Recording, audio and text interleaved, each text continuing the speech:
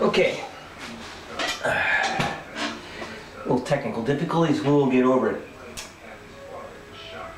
So, it's proper to ask a priest a question about the law.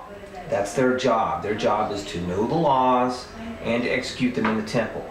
And so there's many various things. If you had a particular skin disease, there would be a process to do and go to the priest and you ask about it and they'd give you the proper procedure to go through.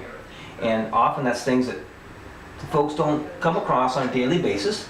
And so they go to a priest and they ask him, hey, what does the law say about this? And so here, the Lord, through Haggai, said, ask the priest what the law says. If someone carries consecrated meat in the fold of their garments, and that fold touches some bread or stew, some wine, olive oil, other food, does it become consecrated? What is consecrated? Consecrated, being made holy, these ideas are very, very similar. That which is consecrated is set aside. How does some things become consecrated? For example, a lamb or a goat, if you go to a herd, you have all the goats out there, are any of them consecrated? No, not a one. But if you examine them and you find one that has no blemish or spot or wrinkle or any problem with it, it's a good physical specimen. And you choose that one and you take it and you set it aside. It's now consecrated. It is now holy. It is set aside to be a sacrifice. It is changed from common to consecrated.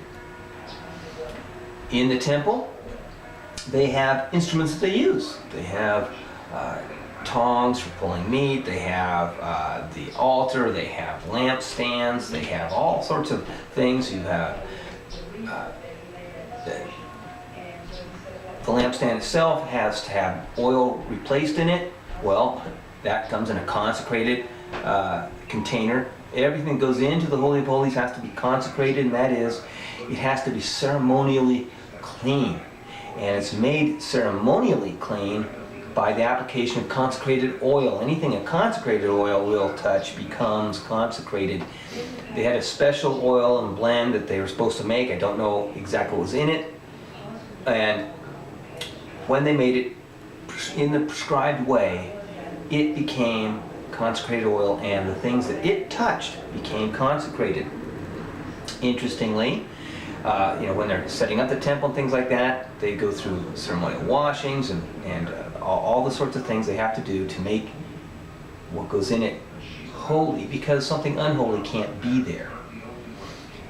The altar itself, or the Ark of the Covenant, it was holy. What made it holy? The presence of the Lord that was in it. And anything that touched the Ark of the Covenant was said to be made holy, to be set apart. And so, if any person touched the Ark of the Covenant, what would happen? You would die or be made holy. You would be consecrated immediately. You would die and you'd be separated from the living. You would die, and that is because there is a separation between the holy and the unholy. These are the ideas that are being infused into his people, that there's holy and there's unholy, and there needs to be a separation, because holy cannot be in contact with unholy. There has to be a separation there. That's why there's a separation between people and God in the Holy of Holies. There's a curtain. All these ideas are wrapped up in this. But this specific question is, if you have consecrated meat, now how, they bring a lamb, let's say, and they slaughter the lamb, and it's consecrated, and the ones who are slaughtering are consecrated. They've done the ceremonial washings, and they've been given the consecrated oil. And now they take meat that is destined to go to the altar. It has to move from where they're slaughtered to the altar. it's a dead body now, but because it was consecrated, it is consecrated meat too. And so they had implements that would carry these things, okay? And so that's what he's talking about here in a fold of a garment. We're talking about one of those implements that is designed specifically to carry consecrated things. So it itself doesn't defile the meat that's on it that is for the sacrifice because it's consecrated. But the question is, what if the container itself, not the meat, but the container, what if it touches, say, stew or oil or something that is not already consecrated? Does it become consecrated by touching it by the container that's holding the consecrated meat? And the answer to that is no.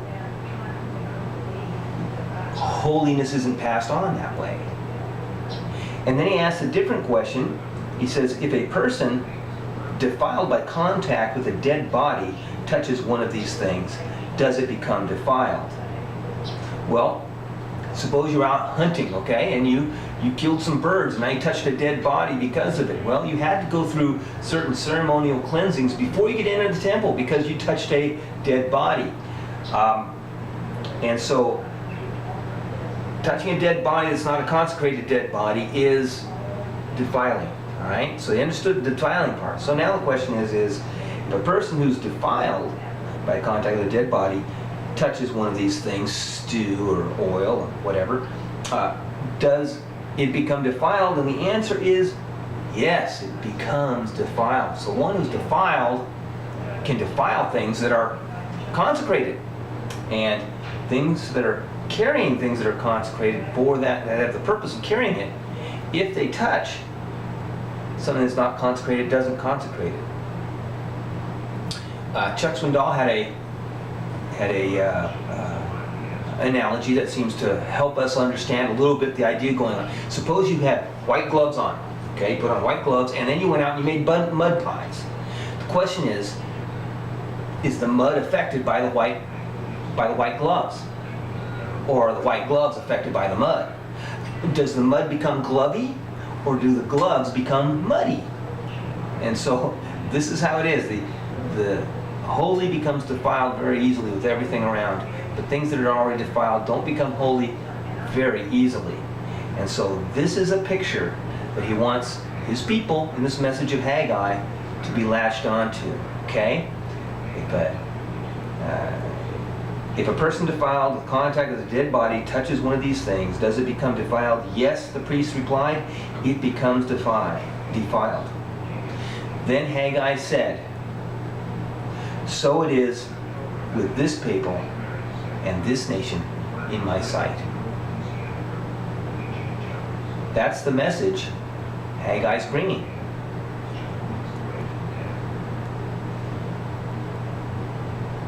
So it is with this people and this nation in my sight, declares Yahweh. Whatever they do and whatever they offer there is defiled. Holy cow, whatever they do is defiled? Well, weren't they just told to build the temple? Now he says, if you do that, you've defiled it. You've defiled your homes, you've defiled the temple, and when you give offerings there, they're defiled because you are a defiled people. Holy cow. What does this mean? What does this mean?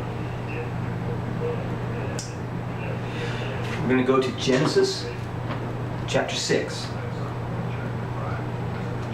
And we will see that this has been a problem for people for a long time, according to the Lord.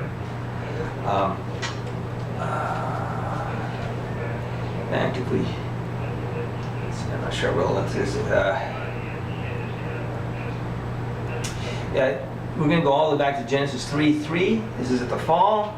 And we have verse 3. But God did say, you must not eat fruit from the tree that is in the middle of the garden. You must not touch it, or you will die. Well, they did touch it. They did eat it. And they did die. Oh, they didn't fall to the ground in a heap, but they did die.